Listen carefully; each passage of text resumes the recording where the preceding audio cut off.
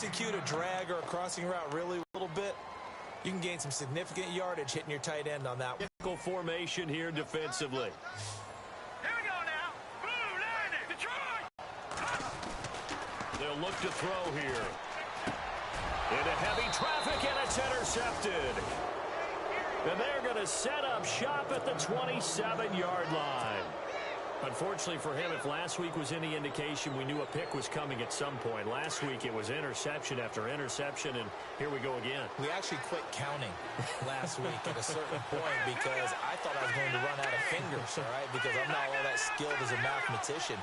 But you're right, it felt like a matter of time, and you got to think the guys on defense, they couldn't wait for this opportunity after what they saw on tape. Give him 5 on the carry there, and it'll be second down. Partner, I think from our experience together, we have learned that most offensive coordinators are going to tell you, if I'm going to run the football on first down, I've got to get at least 4 yards. They got 5 here. They've got to feel pretty good about that one. 2 minutes remain in a scoreless first half.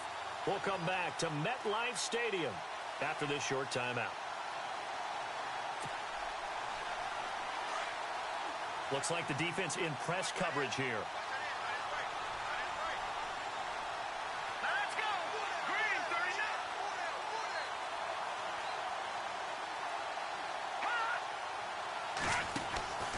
They'll run it now out of the gun. And he'll take it down here just shy of the 15 at the 16-yard line. It'll go as a gain of 6 that time, and it moves the chains as well. And Brandon, you know that expression? He just does what he does? It sounds trite, doesn't it? But in this case, it's perfectly apt. This is one of the better runners in the NFL. And all he does is just find avenues, find ways to pick up key first downs and big runs.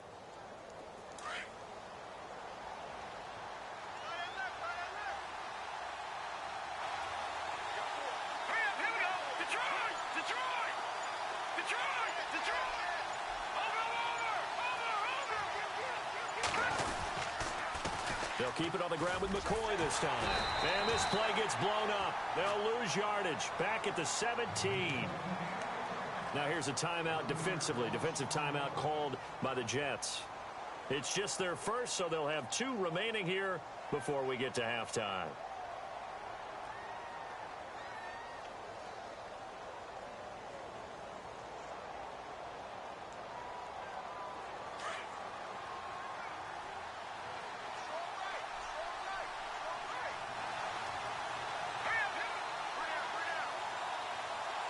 Shift together here from the D-line. Back to throw. This is caught. And he couldn't quite get there. Tackled down at the 1. Now a second timeout called for by the defense. So that means they're down to 1 remaining here as we head toward halftime.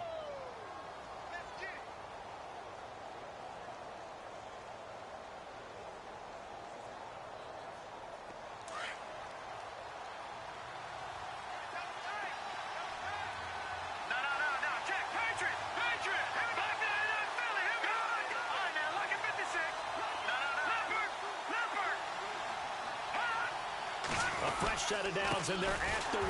First and goal. And he will not only not get the yard he needed, he goes the wrong direction. That's going to go as a loss of 2, and it'll be second down. Now the defense will burn their 3rd and final timeout. And with halftime on the horizon, they'll be out of timeouts from here forward.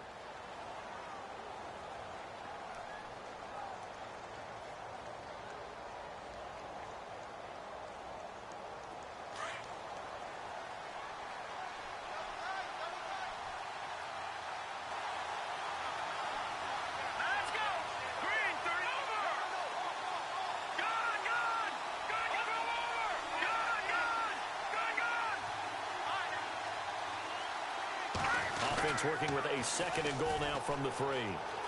And he takes it in across the chalk for a Bills touchdown. A great effort there with touchdown number 7 on the year. And the Bills are in for 6. And that touchdown gives them a touchdown lead before they attempt the extra point. What a great way to end the half. Yeah, great job to put themselves in front, and now See on the sideline, special teams defense scrambling, saying we want to preserve this for the final moments of this second quarter. Here's Hauschka now to kick it away. This is fielded a couple yards deep. And, a good hit there and knocked down hard. Now the Jets offense gets ready to head back on the field. And what do you think goes on here in this situation? If you got the football, you're trailing, you're back in your own territory with just a little time. Do you try something? You're thinking about jump-starting your team, right? You just mentioned it. They're down. They're trying to get back into the game. But you got to figure, if something goes wrong, you may have put yourself in a spot where you may not be able to come back in the second half. Managing risk, this is a big decision here.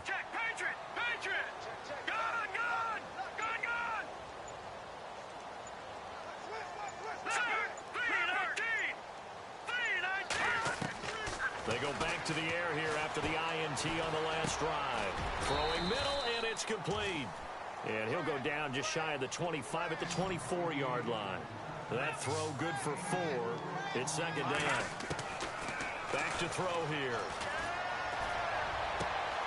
And he fires one that's intercepted. Picked by Kevon Seymour. And his guys are going to take over at the 39-yard line. The locker room. What you're saying makes absolutely perfect sense. Run it and get out of this that you're facing. May have forced them into saying, let's try and get some more points.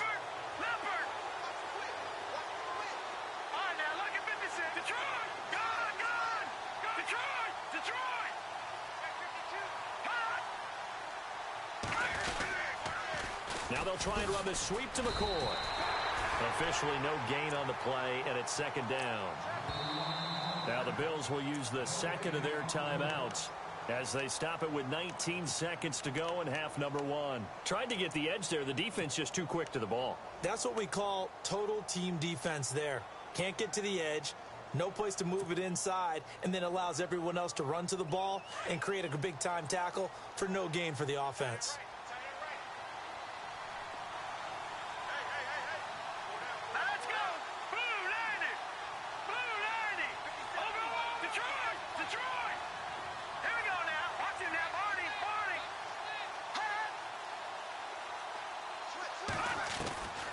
They'll drop to throw. And that's caught. Zay Jones, the rookie. And he gets this one all the way down inside the 20-yard line.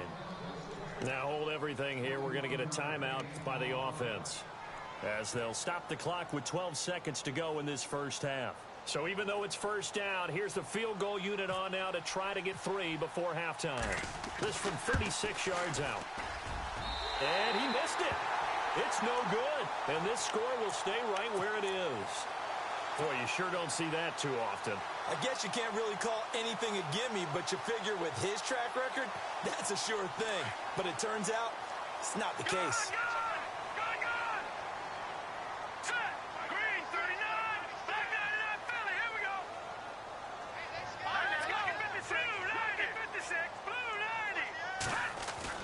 Trying to shake off the interception. He'll look to throw. And for the third time here in this half, it's intercepted.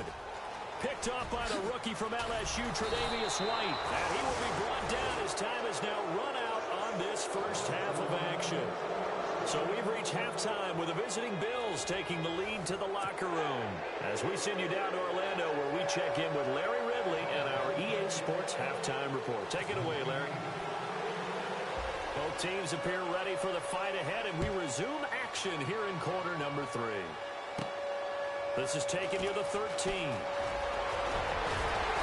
they'll have good starting field position as he's up just shy of the 40. The Jets offensive unit ready to get going here. They're down here, but very much in this game. What's the tonality of a coach's talk when a game is within striking distance like this at intermission? Typically, what they're doing is emphasizing the things that went well in the first half and wanting more of that. Sure, you got to go over some of the errors and clean up some things because there's a reason you're down. But overall, I think they want to stay positive, stay up with this team. We're just starting the second half, and we've got the football.